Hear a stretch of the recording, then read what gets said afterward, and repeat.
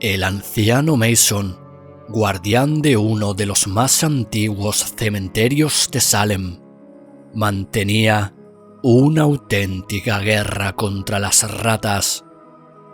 Varias generaciones atrás se había instalado en el cementerio una colonia de ratas enormes procedentes de los muelles. Cuando Mason asumió su cargo tras la inexplicable desaparición del guardián anterior, decidió aniquilarlas. Al principio, colocaba trampas y veneno cerca de sus madrigueras. Más tarde, intentó exterminarlas a tiros. Pero todo fue inútil. Las ratas seguían allí. Sus hordas voraces se multiplicaban infestando el cementerio. Eran grandes, aún tratándose de la especie Mus de Camanus, cuyos ejemplares llegan a los 35 centímetros de largo, sin contar la cola pelada y gris.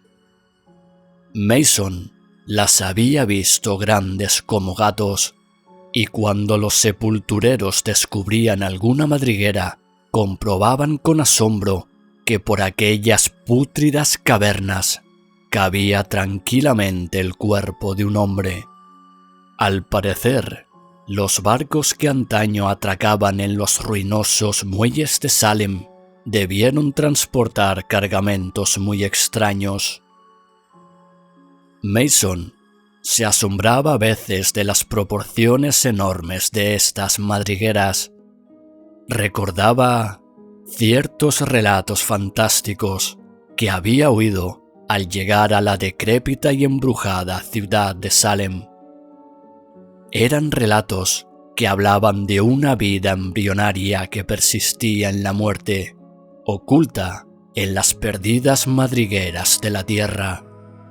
Ya habían pasado los tiempos en que Coto Mather exterminara los cultos perversos y los ritos orgiásticos celebrados en honor a Hécate y de la siniestra Magna Mater, pero todavía se alzaban las tenebrosas mansiones de torcidas guardillas, de fachadas inclinadas y leprosas, en cuyos sótanos, según se decía, aún se ocultaban secretos blasfemos y se celebraban ritos que desafiaban tanto a la ley como a la cordura.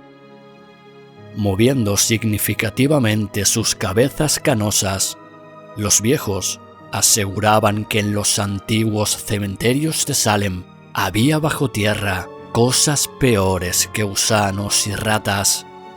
En cuanto a estos roedores, Mason les tenía asco y respeto.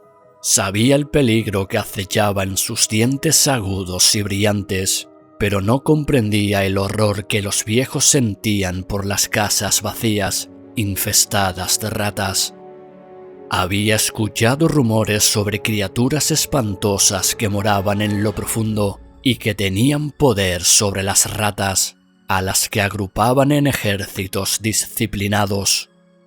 Según afirmaban los viejos, las ratas eran mensajeras entre este mundo y las cuevas que se abrían en las entrañas de la tierra, y aún se decía que algunos cuerpos habían sido robados de las sepulturas con el fin de celebrar festines subterráneos. El mito del flautista de Amelín era una leyenda que ocultaba en forma alegórica un horror impío. Y según ellos, los negros abismos habían parido abortos infernales que jamás salieron a la luz del día. Mason no hacía caso de estos relatos, no tenía trato con sus vecinos, y de hecho, hacía lo posible por mantener en secreto la existencia de las ratas. De conocerse el problema, tal vez iniciasen una investigación, en cuyo caso tendrían que abrir muchas tumbas. Ciertamente, hallarían ataúdes perforados y vacíos que atribuirían a la velocidad de las ratas, pero descubrirían también algunos cuerpos con mutilaciones, muy comprometedoras para Mason. Los dientes postizos suelen hacerse de oro y no se los extraen a uno cuando muere. La ropa, naturalmente, es diferente, porque la empresa de pompas fúnebres suele proporcionar un traje de paño sencillo, perfectamente reconocible después. Pero el oro no lo es. Además, Mason negociaba también con algunos estudiantes de medicina y médicos poco escrupulosos que necesitaban cadáveres sin importarles demasiado su procedencia. Hasta ese momento, Mason se las había arreglado para que no haya investigaciones. Negaba tajantemente la existencia de las ratas, aun cuando éstas le hubiesen arrebatado el botín. A Mason no le preocupaba lo que pudiera suceder con los cuerpos después de haberlos saqueado, pero las ratas solían arrastrar el cadáver entero por un boquete que ellas mismas roían en el ataúd. El tamaño de aquellos agujeros lo asombraba. Curiosamente, las ratas horadaban siempre los ataúdes por uno de los extremos y no por los lados. Parecía como si trabajasen bajo la dirección de algo dotado de inteligencia. Ahora se encontraba ante una sepultura abierta. Acababa de quitar la última palada de tierra húmeda y de arrojarla al montón que había formado a un lado. Desde hacía semanas no paraba de caer una llovizna fría y constante. El cementerio era un lodazal pegajoso del que surgían las mojadas lápidas en formaciones irregulares. Las ratas se habían retirado a sus cubiles. No se veía ni una, pero el rostro flaco de Mason reflejaba una sombra de inquietud. Había terminado de descubrir la tapa de un ataúd de madera. Hacía varios días que lo habían enterrado, pero Mason no se había atrevido a desenterrarlo antes. Los parientes del muerto aún visitaban su tumba, incluso mientras la lluvia persistía. Pero a estas horas de la noche no era fácil que vinieran, por mucho dolor y pena que sintiesen, y con este pensamiento tranquilizador se enderezó y echó a un lado la pala. Desde la colina donde estaba el cementerio se veían parpadear apenas las luces de Salem a través de la lluvia. Sacó la linterna del bolsillo, apartó la pala y se inclinó a revisar los cierres de la caja. De repente, se quedó rígido. Bajo sus pies había notado un murmullo inquieto, como si algo arañara o se revolviera dentro. Por un momento, sintió una punzada de terror supersticioso, que pronto dio paso a una ira insensata al comprobar el significado de aquellos ruidos. Las ratas se le habían adelantado otra vez. En un rapto de cólera, arrancó los candados del ataúd, insertó la pala bajo la tapa e hizo palanca hasta que pudo levantarla con sus huesudas manos. Encendió la linterna y enfocó el interior del ataúd. La lluvia salpicaba el blanco tapizado de raso. Estaba vacío. Mason percibió un movimiento furtivo en la cabecera de la caja y dirigió hacia allí la luz. El extremo del sarcófago había sido perforado y el agujero comunicaba con una galería aparentemente, pues en aquel momento desaparecía por allí un pie flácido, inerte, enfundado en su correspondiente zapato. Mason comprendió que las ratas se le habían adelantado solo unos instantes. Se agachó y agarró el zapato con todas sus fuerzas. La linterna cayó dentro del ataúd y se apagó de golpe. De un tirón, el zapato le fue arrancado de las manos en medio de una algarabía de chillidos agudos y excitados.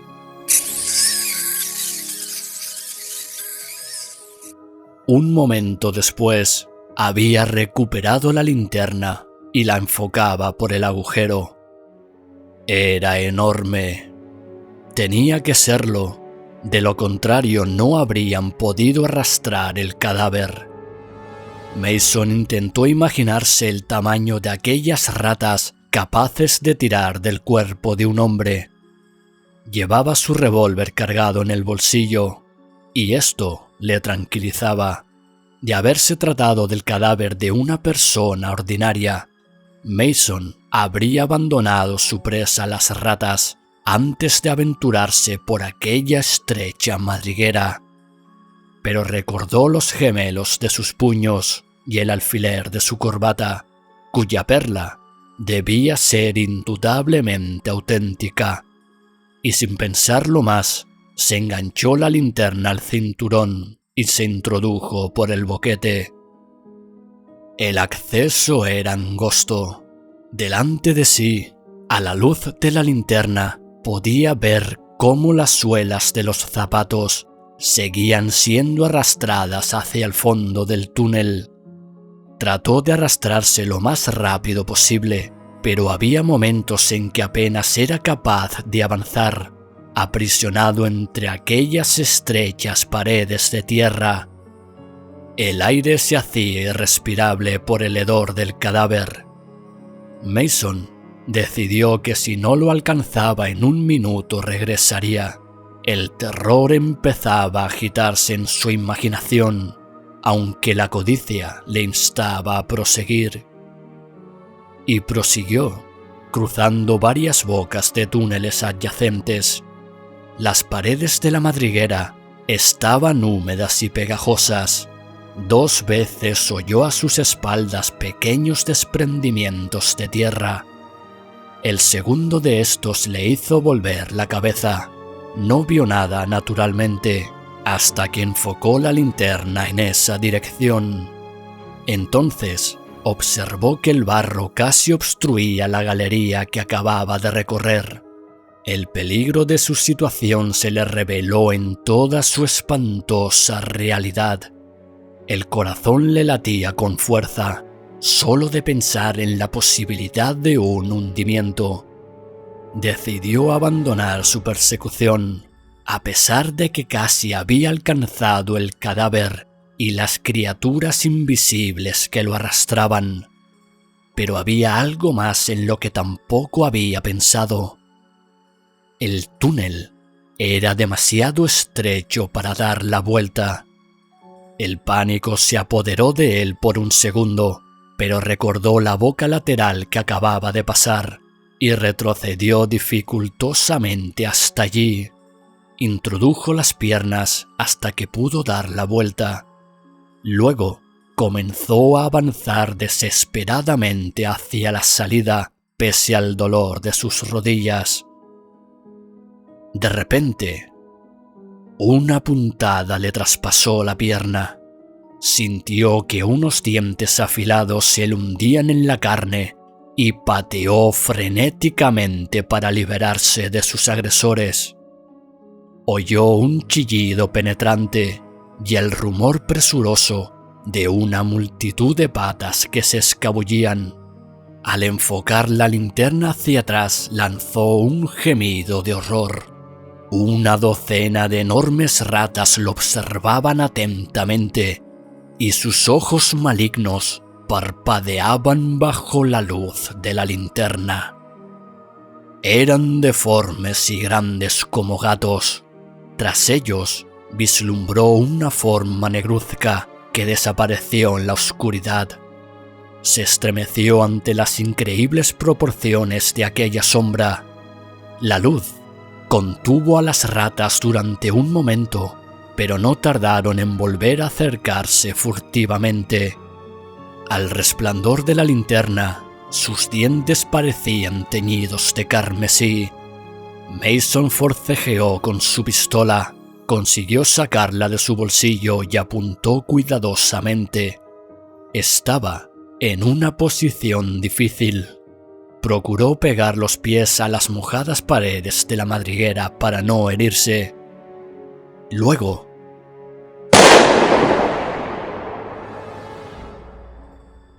el estruendo lo dejó sordo durante unos instantes. Después, una vez disipado el humo, vio que las ratas habían desaparecido. Guardó la pistola y comenzó a reptar velozmente a lo largo del túnel, pero no tardó en oír de nuevo las carreras de las ratas que se le echaron encima otra vez. Se le amontonaron sobre las piernas, mordiéndole y chillando de manera enloquecedora. Mason empezó a gritar mientras echaba mano a la pistola. Disparó sin apuntar y no se hirió de milagro.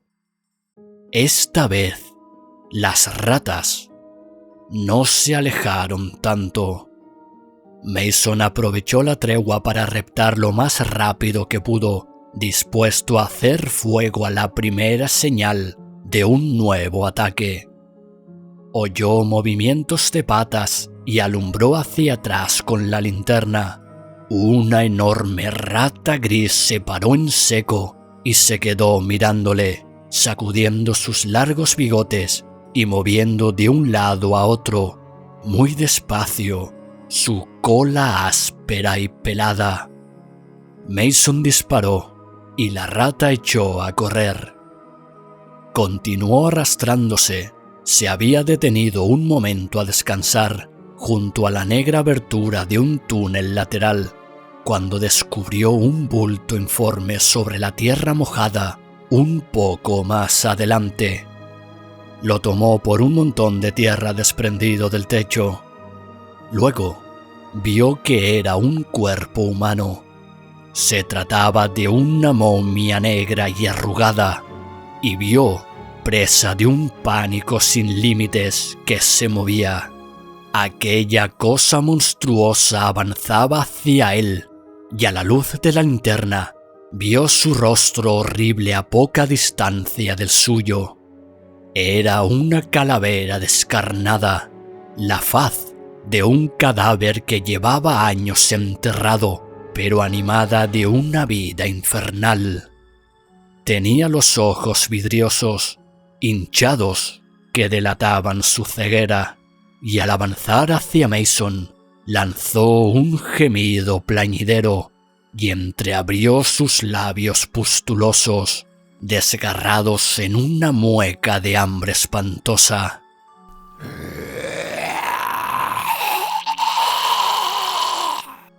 Mason sintió que se le helaba la sangre.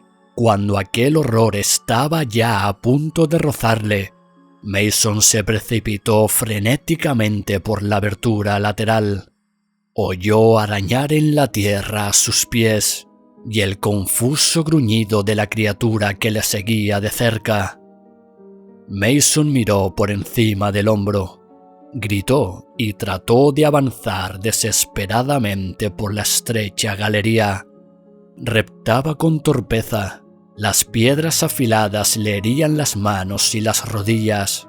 El barro le salpicaba en los ojos, pero no se atrevió a detenerse ni un segundo. Continuó avanzando a gatas, jadeando, rezando y maldiciendo histéricamente.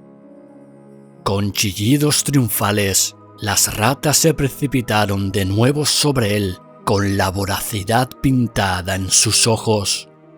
Mason estuvo a punto de sucumbir bajo sus dientes, pero logró desembarazarse de ellas. El pasadizo se estrechaba y, sobrecogido por el pánico, pataleó, gritó y disparó hasta que el gatillo pegó sobre una cápsula vacía, pero había rechazado a las ratas. Observó entonces que se hallaba bajo una piedra grande, encajada en la parte superior de la galería, que le oprimía cruelmente la espalda. Al tratar de avanzar, notó que la piedra se movía y se le ocurrió una idea. si pudiera dejarla caer de forma que obstruyese el túnel. La tierra estaba empapada por la lluvia, se enderezó y empezó a quitar el barro que sujetaba la piedra. Las ratas se aproximaban. Veía brillar sus ojos al resplandor de la linterna. Siguió cavando frenético. La piedra cedía, tiró de ella y la movió de sus cimientos. Se acercaban las ratas. Era el enorme ejemplar que había visto antes. Gris, leprosa, repugnante. Avanzaba enseñando sus dientes anaranjados. Mason dio un último tirón de la piedra y la sintió resbalar hacia abajo. Entonces reanudó su camino a rastras por el túnel. La piedra se derrumbó tras él y oyó un repentino alarido de agonía. Sobre sus piernas se desplomaron algunos terrones mojados. Más adelante le atrapó los pies un desprendimiento considerable del que logró desembarazarse con dificultad. El túnel entero se estaba desmoronando. Jadeando de terror, avanzaba mientras la tierra se desprendía. El túnel seguía estrechándose hasta que llegó un momento en que apenas pudo hacer uso de sus manos y piernas para avanzar. Se retorció como una anguila hasta que de pronto notó un jirón de raso bajo sus dedos crispados y luego su cabeza chocó contra algo que le impedía continuar. Movió las piernas y pudo comprobar que no las tenía apresadas por la tierra desprendida. Estaba boca abajo. Al tratar de incorporarse, se encontró con que el techo del túnel estaba a escasos centímetros de su espalda. El terror le descompuso. Al salirle al paso aquel ser espantoso y ciego, se había desviado por un túnel lateral. Por un túnel que no tenía salida. Se encontraba en un ataúd vacío, al que había entrado por el agujero que las ratas habían practicado en su extremo.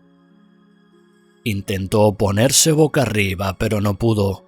La tapa del ataúd le mantenía inexorablemente inmóvil. Tomó aliento e hizo fuerza contra la tapa. Era inamovible, y aun si lograse escapar del sarcófago, ¿cómo podría excavar una salida a través del 1,5 metros de tierra que tenía encima? Respiraba con dificultad. Hacía un calor sofocante y el hedor era irresistible. En un paroxismo de terror, desgarró y arañó el forro acolchado hasta destrozarlo. Hizo un inútil intento por cavar con los pies en la tierra desprendida que le impedía la retirada. Si lograse solamente cambiar de postura, podría excavar con las uñas una salida hacia el aire.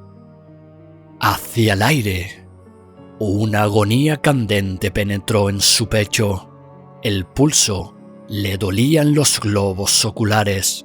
Parecía como si la cabeza se le fuera hinchando a punto de estallar. De pronto, oyó los triunfales chillidos de las ratas. Comenzó a gritar enloquecido, pero no pudo rechazarlas esta vez. Durante un momento se revolvió histéricamente en su estrecha prisión y luego se calmó, boqueando por falta de aire. Cerró los ojos, sacó su lengua ennegrecida y se hundió en la negrura de la muerte, con los locos chillidos de las ratas taladrándole los oídos.